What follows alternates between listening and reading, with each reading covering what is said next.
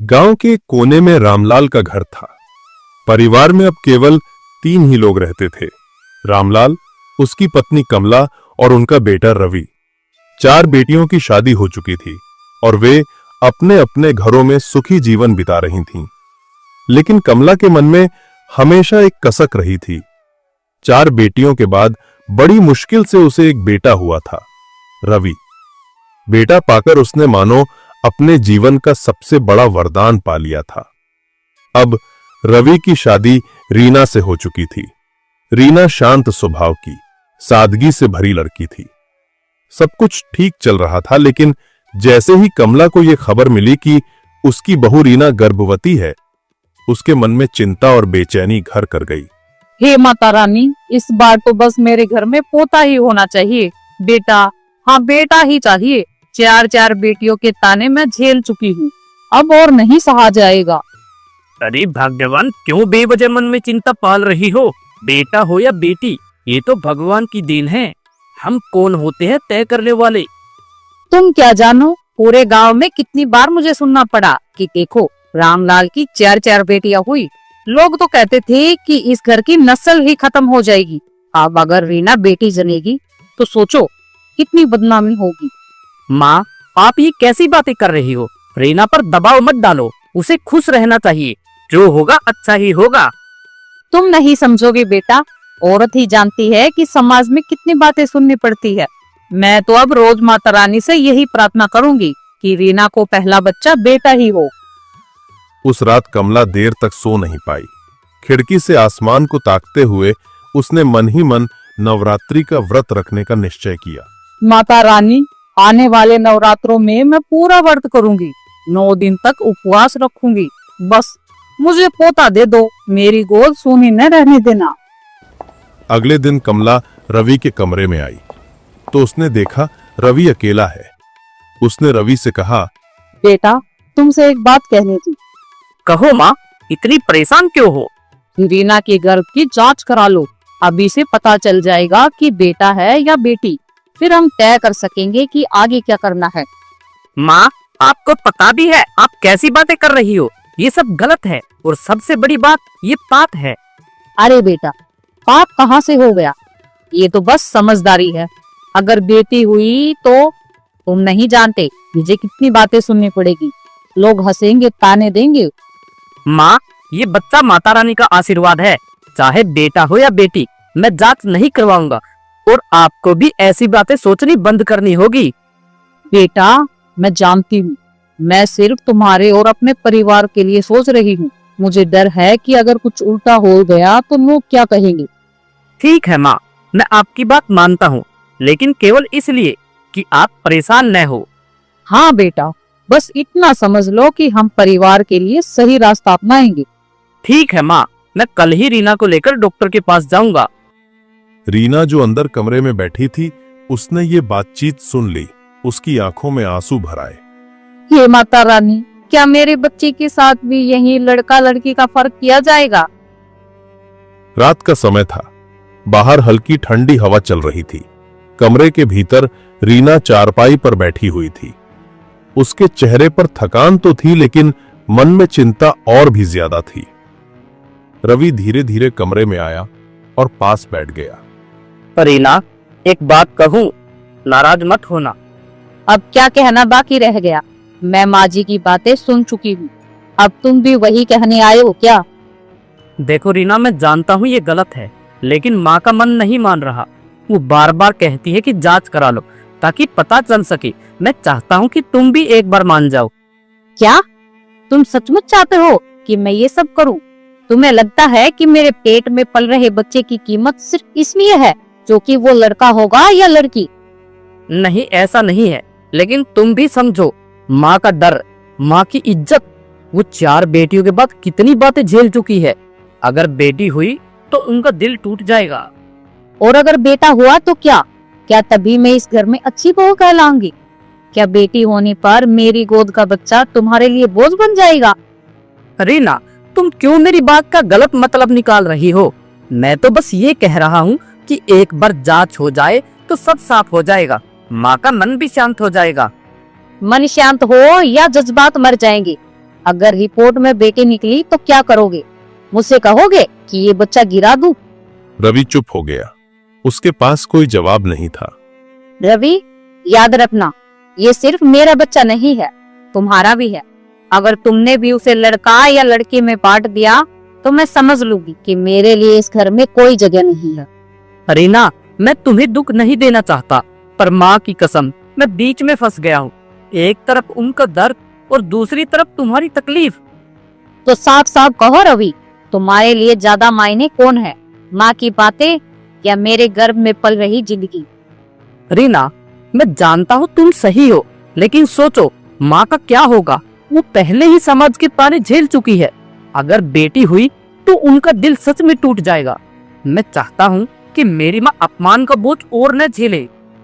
तो फिर मेरे दिल का क्या रवि? मैं माँ बनने जा रही हूँ और मुझसे ही कहा जा रहा है कि मैं अपने बच्चे को लड़का या लड़की में बांट दूं। क्या तुम जानते हो ये बात मेरे लिए कितनी बड़ी है? रीना, मैं तुम्हारा दर्द समझता हूँ, लेकिन बस एक बार, सिर्फ एक बार मेरी बात मान लो। हम जांच करवा लेंगे, उसके बाद जो होगा हम साथ मिलकर तय करेंगे। मैं वादा करता हूँ तुम्हें अकेला नहीं छोड़ूंगा।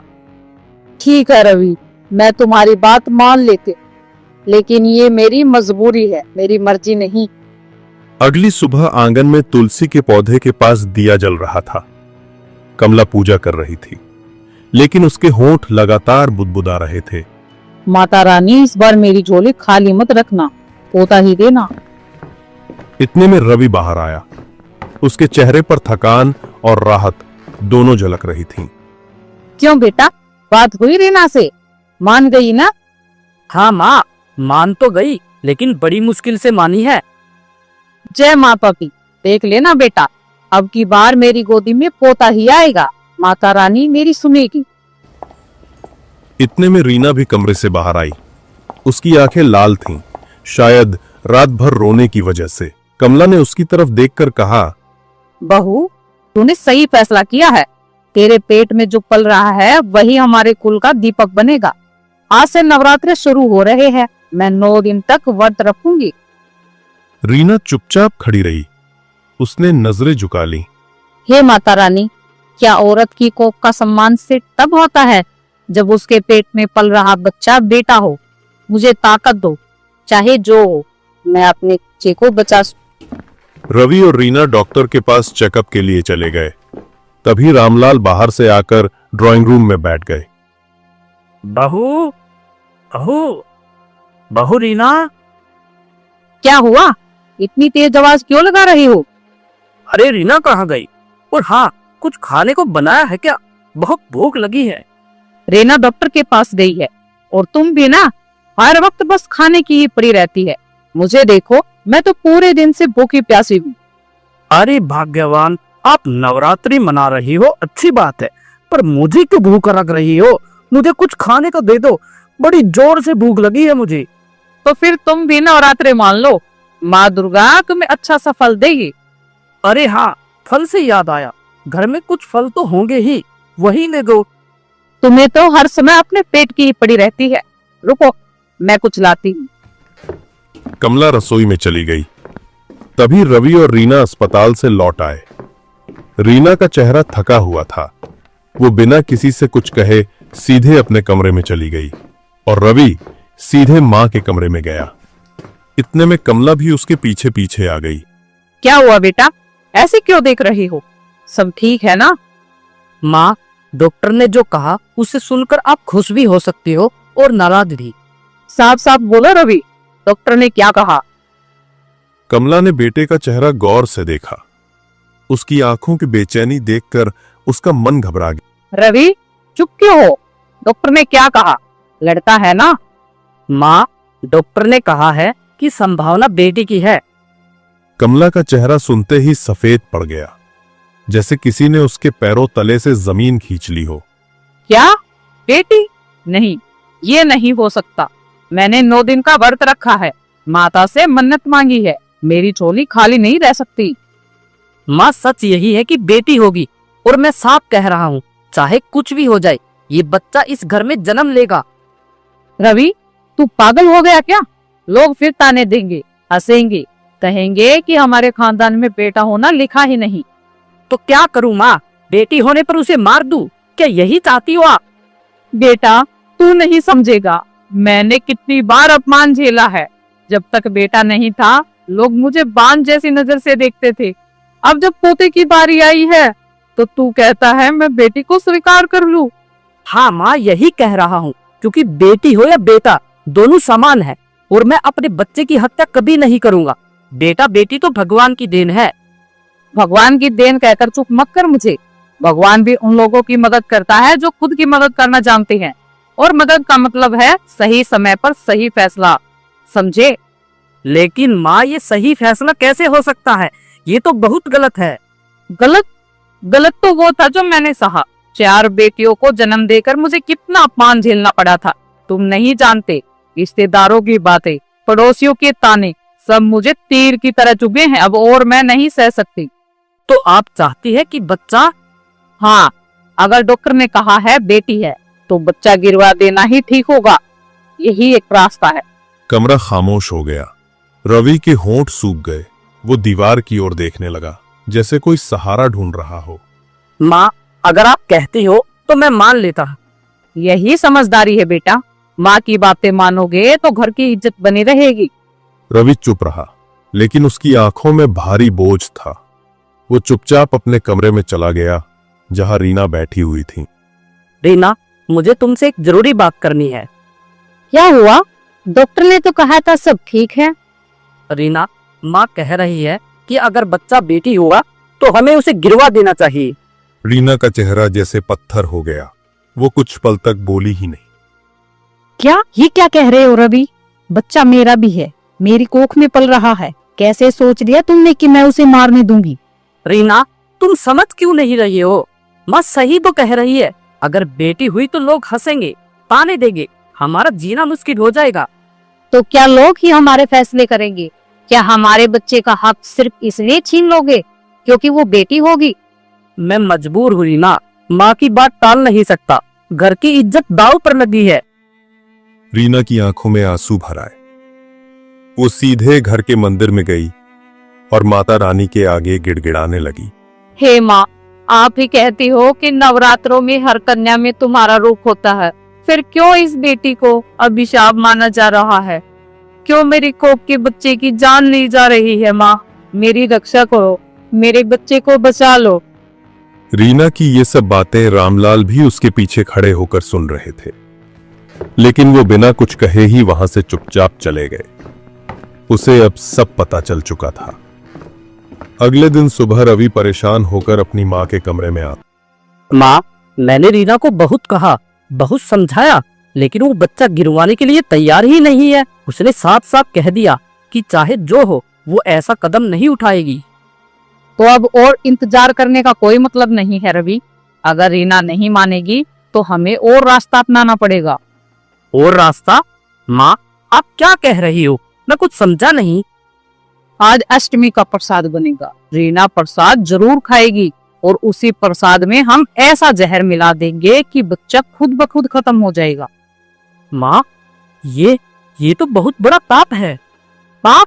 बेटी पैदा होने पर तो ताने सुनने पड़ते हैं, वो किसी पाप से कम है क्या? लेकिन माँ, अगर किसी को पता चल गया तो? किसी को कुछ पता नहीं चलेगा। यह सब हमारे घर की बात है। रीना इसे प्रसाद समझकर खा लेगी, किसी को शक भी नहीं होगा। ठीक है माँ, जैसा आप कहती है वैसा ही होगा। बस यही समझदारी है, याद रखना। ये सब हमारे घर की इज्जत बचाने के लिए है। दोपहर का समय रामलाल पौधों में पानी दे रहा था। तभी कमला उसके पास आई और बोली, पाजी क्या कर रहे हो? जलेबी बना रहा हूँ। हर वक्त मजाक। अरे देखते नहीं, पौधों में पानी दे रहा हूँ भाई। बोलो क्या बात है? घर में ना कीड़े मकोड़े और चूहे बहुत ज्यादा हो गए हैं। आप ऐसा करो ना, चूहे मारने की दवा ले आओ। अरे भाग्यवान, नवरात्रे चल रही हैं और तुमने व्रत किए हुए हैं, उस पर ये पाप। चूहे तो उस घर में आते हैं जिस घर में माता रानी की कृपा होती है। मुझे नहीं पता, मुझे चूहे मारने की दवा चाहिए तो चाहिए, और वो भी आज। ठीक है, ले आऊंगा। हे भगवान, सद्बुद्धि देना इस औरत को। शाम का समय था। रामलाल शांति से ड्राइंग रूम में आए। उनकी आदत थी कि हमेशा पूजा के प्रसाद से पहले कुछ स्वाद चख लेते थे। बिना कुछ सोचे समझे उन्होंने प्रसाद खा लिया। अरे, आपने ये प्रसाद क्यों खा लिया? यह आपको नहीं खाना चाहिए था। मुझे प्रसाद क्यों नहीं खाना चाहिए था? इसमें क्या जहर मिला है?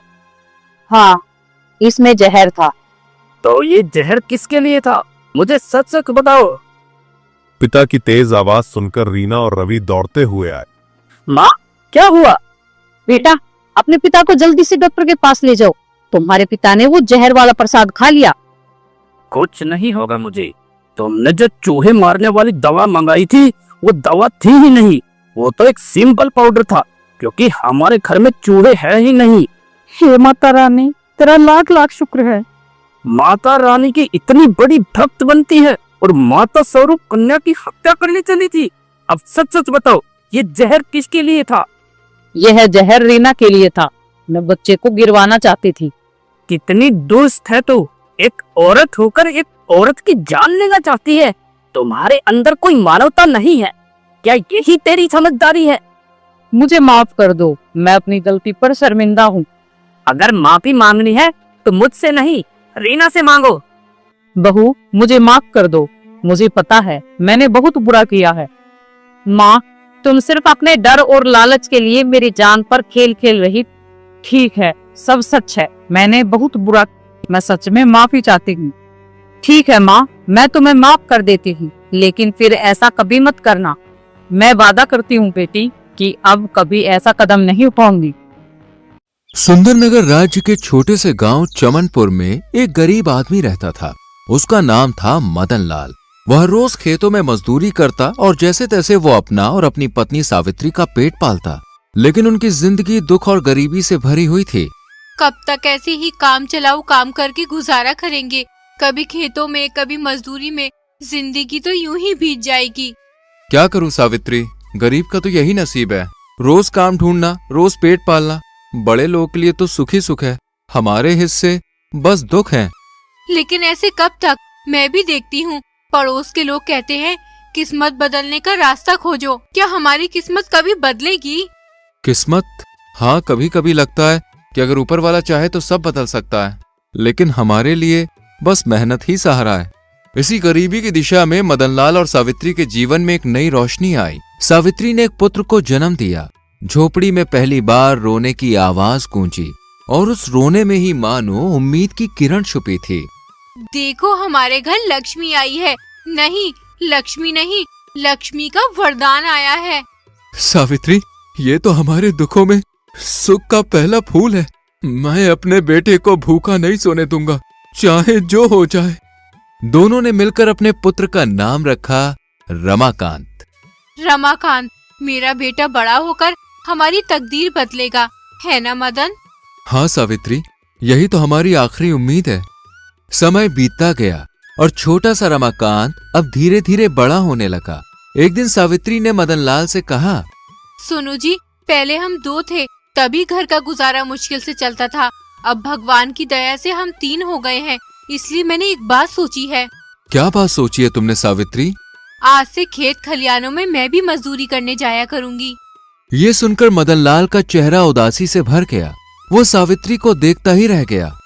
सावित्री, मैं तुम्हें कुछ भी सुख ना दे पाया।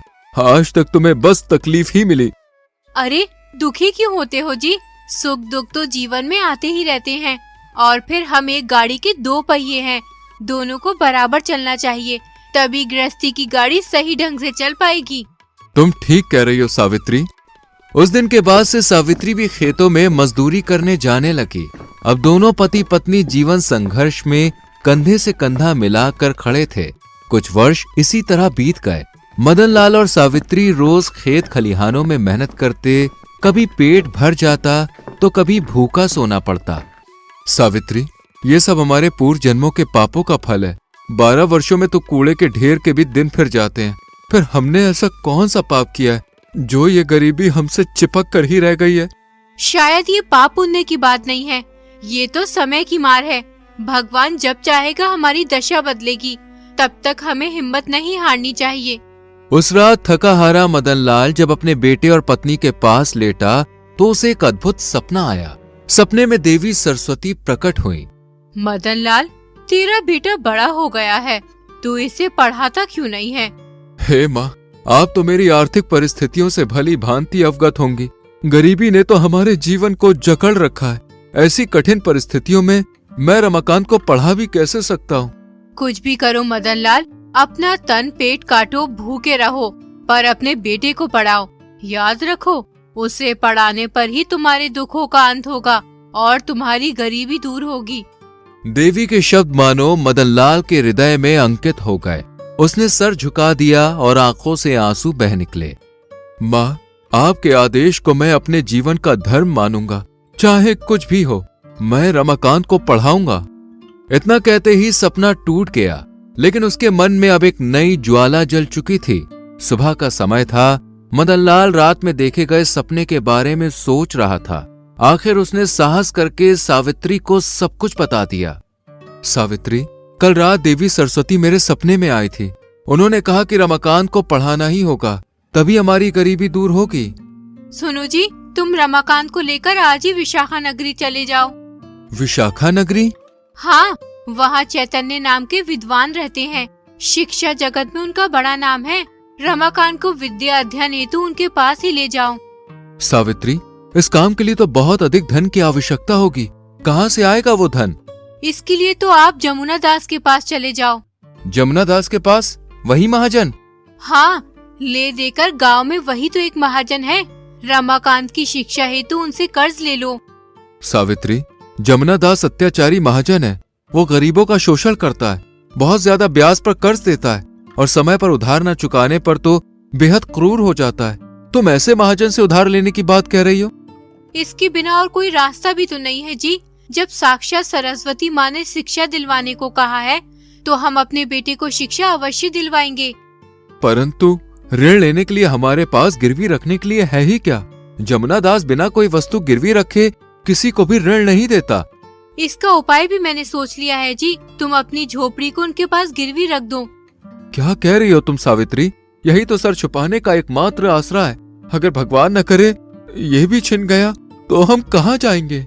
शुभ शुभ बोलो जी। भगवान जो करेगा अच्छा ही करेगा। हम परीक्षा से गुजर रहे हैं, लेकिन याद रखना, ये परीक्षा ही हमारी तकदीर बदलने का रास्ता बनेगी।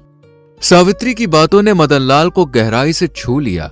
वो अब भी डरा हुआ था, मगर मन के किसी कोने में विश्वास की लौ जल उठी थी। मदनलाल भारी मन से गांव के महाजन जमुना दास की हवेली पहुंचा। राम राम जमुना दास जी। अरे मदनलाल, कहो कैसे आना हुआ? लाला जी, एक अर्ज लेकर आया हूँ आपके पास। कहो, क्या अर्ज है तुम्हारी? लाला जी, मुझे थोड़ा कर्ज चाहिए। कर्ज? किस लिए? मैं अपने बेटे को पढ़ाना चाहता हूँ लाला जी, इसके लिए मुझे कर्ज चाहिए। लेकिन तुम कर्ज लोगे किस पर? गिरवी रखने के लिए तुम्हारे पास है ही क्या? लाला जी, आप तो जानते ही हो कि मैं कितना गरीब हूँ। ले देकर बस एक झोपड़ी ही है मेरे पास। बस उसी झोपड़ी को आपके पास गिरवी रख दूंगा। जमुना दास मन ही मन सोचने लगा, सौदा बुरा नहीं रहेगा। मदनलाल ऋण चुका तो पाएगा नहीं और उसकी झोपड़ी अपने आप मेरे कब्जे में आ जाएगी। ठीक है मदनलाल, मैं तुम्हें 100 चांदी के सिक्के उधार दे सकता हूँ। ठीक है लाला जी। यहाँ अंगूठा लगा दो। पूरे 10 वर्ष की मोहलत देता हूँ तुझे। यदि इन 10 वर्षों के अंदर तू मेरा ऋण ना चुका पाया तो तेरी झोपड़ी और जमीन मेरी होगी। मुझे स्वीकार है लाला जी। मदनलाल ने कांपते हुए हाथ से अपना अंगूठा कागज पर लगा दिया। इसके बाद जमुना दास ने 100 चांदी के सिक्के उसके हथेली पर रख दिए। भगवान आपका भला करे लाला जी। मदनलाल उसी दिन अपने बेटे रमाकांत को लेकर विशाखा नगरी की ओर चल पड़ा। रास्ते भर उसके मन में एक ही प्रार्थना चल रही थी, हे भगवान, मेरे बच्चे की रक्षा करना, इसे खूब विद्वान बनाना, यही मेरी सबसे बड़ी दौलत है।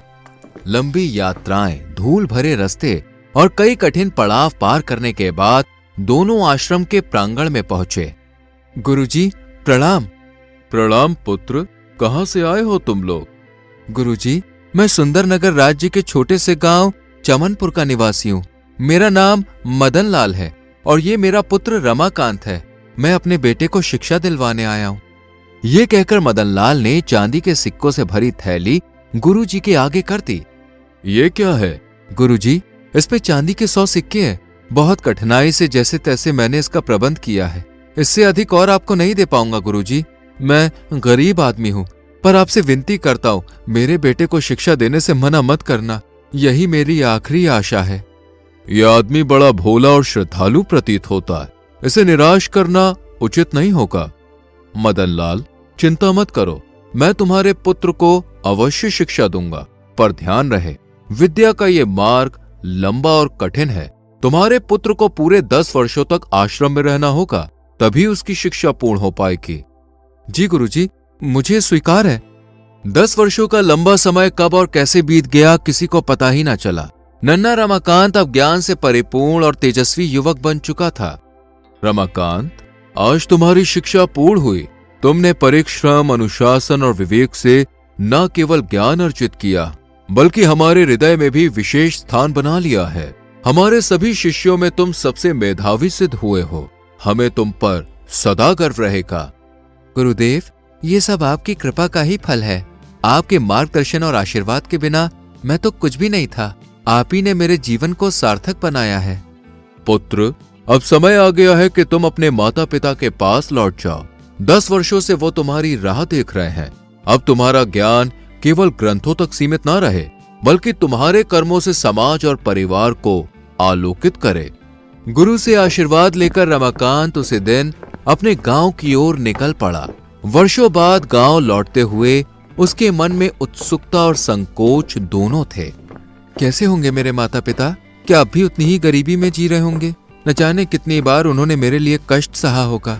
माँ की ममता और पिता का त्याग, आज मैं उन्हें गर्व का अनुभव कराना चाहता हूँ। कई दिनों का लंबा सफर तय करने के बाद अंततः रमाकांत अपने गांव पहुंचा। जैसे ही उसकी दृष्टि अपनी पुरानी झोपड़ी पर पड़ी, उसका हृदय उमंग से भर गया। यही तो मेरा घर है, मेरी पहचान। मेरे माता पिता यही प्रतीक्षा कर रहे होंगे। झोपड़ी के समीप आते ही रमाकांत का दिल जोर जोर से धड़कने लगा। तभी बाहर खड़े मदनलाल ने उसे देखा और मन ही मन सोचने लगे, ये युवक कौन है? चेहरा बड़ा तेजस्वी लग रहा है, पर यहाँ क्यों आया होगा? मैं रमाकांत हूँ पिताजी, आपका बेटा।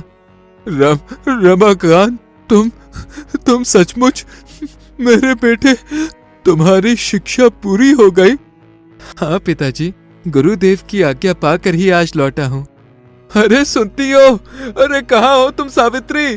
जल्दी आओ, देखो हमारा बेटा पढ़ाई पूरी करके लौट आया है। ये सुनते ही सावित्री भागती हुई बाहर आई। उसकी नजर जैसे ही रमाकांत पर पड़ी, उसका हृदय भर गया। रमाकांत, मेरे लाल। सावित्री, अब हमारे बुरे दिन बीत जाएंगे। देखो हमारा बेटा पढ़ लिख कर लौटा है, अब ये जरूर नौकरी पर लगेगा। भगवान करे वह दिन शीघ्र आए, यही तो हमारी सबसे बड़ी अभिलाषा थी। इधर रमाकांत अपने माता पिता से मिलकर खुशियां बांट रहा था। उधर जमुना दास अपने घर में बैठा मन ही मन सोचने लगा, पूरे 10 वर्ष बीत चुके हैं, अब तो ऋण की मोहलत भी समाप्त हो चुकी है। मदनलाल कहाँ से लौटाएगा 100 चांदी के सिक्के? अब उसकी झोपड़ी और जमीन मेरी हुई। चलो आज ही जाकर तकादा करता हूँ। जब जमुना दास झोपड़ी के बाहर पहुंचा तो वहां उसे रमाकांत दिखाई दिया। जमुना दास उसे देखकर सोचने लगा, लगता है मदनलाल का लड़का पढ़ाई पूरी करके लौट आया है। वो रमाकांत के पास गया और बोला, तुम रमाकांत हो? अरे आप जमुना दास? ओह, भूले नहीं तुम मुझे। लाला, तुम भी कोई भला भूलने की चीज हो? कहो कैसे आए? तुम्हारे माता पिता कहाँ हैं? जमुना दास का सवाल सुनते ही रमाकांत कुछ देर चुप रहा। बताते क्यों नहीं? तुम्हारे माता पिता कहाँ हैं? सुनो लाला, मेरे पिताजी जिंदा पेड़ों को काटने और मुर्दा पेड़ों को लगाने गए हैं। क्या? हाँ, और मेरी माँ हवा बेचने और चांदी खरीदने गई हुई है। लगता है ये लड़का जरूरत से ज्यादा ही पढ़ लिख गया है, मुझे मूर्ख बना रहा है। रमाकांत, कैसी ऊटपटांग बातें कर रहे हो? मैंने जो पूछा उसका सीधा जवाब दो। पर रमाकांत ने वही जवाब दोहराया। इससे जमुना दास खींच गया। सुनो, तुम्हारे पिताजी ने 10 साल पहले ये झोपड़ी गिरवी रखकर मुझसे 500 चांदी के सिक्के उधार लिए थे और अब तक लौटाए नहीं है। आज मैं अपने सिक्के लेने आया हूँ। लेकिन अगर तुम सच सच बता दो कि तुम्हारे माता पिता कहाँ हैं, तो मैं सिक्के वापस नहीं मांगूंगा। यानी आप कर्ज माफ कर दोगे? हाँ बिल्कुल। लेकिन मैं आपकी बात पर विश्वास कैसे करूं? मैं पृथ्वी और आकाश को साक्षी बनाकर वादा करता हूं। लाला, ये पृथ्वी और आकाश बोल नहीं सकते, इन्हें साक्षी नहीं बनाया जा सकता। अगर आप किसी जीवित प्राणी को साक्षी बनाओगे तभी मैं मानूंगा। जमुना दास कुछ देर सोचता है, तभी उसकी नजर झोपड़ी पर बैठी एक तितली पर पड़ती है।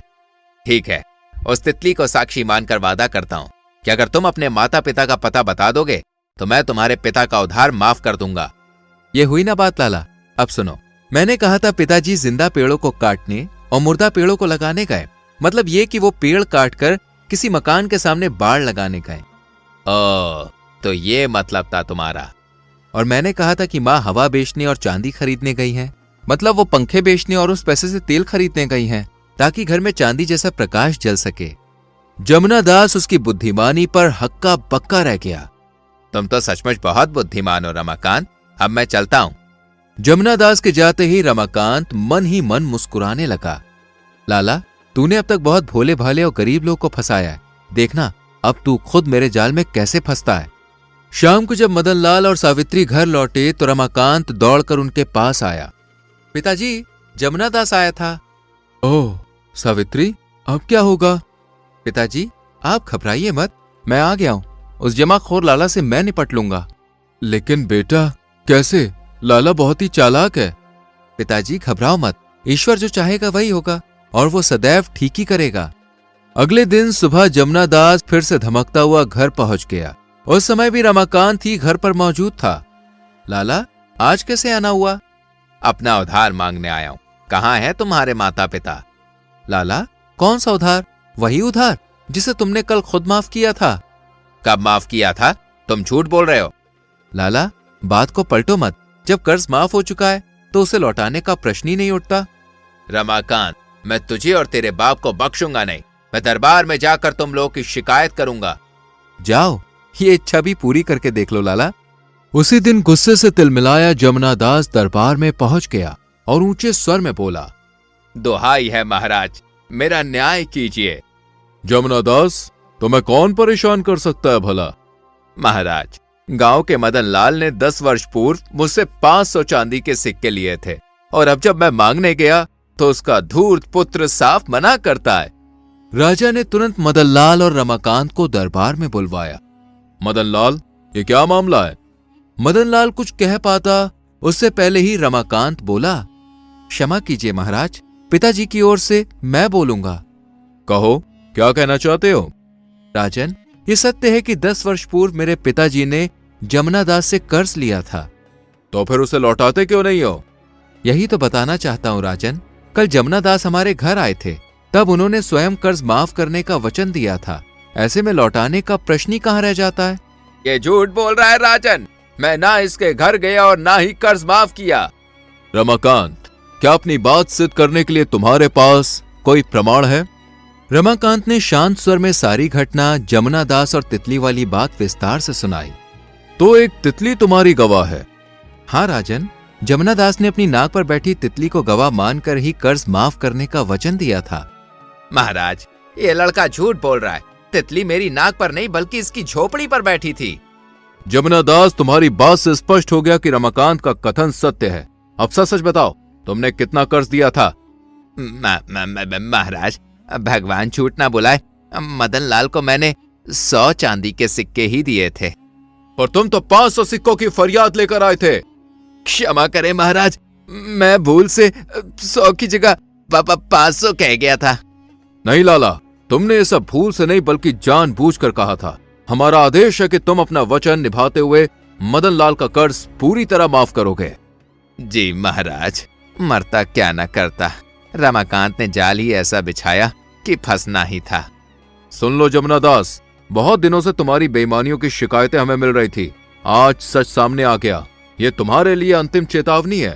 धंधा करो पर ईमानदारी से करो, वरना अगली बार सजा पक्की होगी। महाराज, मैं वचन देता हूँ कि आज से बेईमानी छोड़ दूंगा और ईमानदारी से ही महाजनी करूंगा। जमुना दास मुंह लटकाकर दरबार से चला गया और रमाकांत अपने माता पिता के साथ सुख से जीवन व्यतीत करने लगा।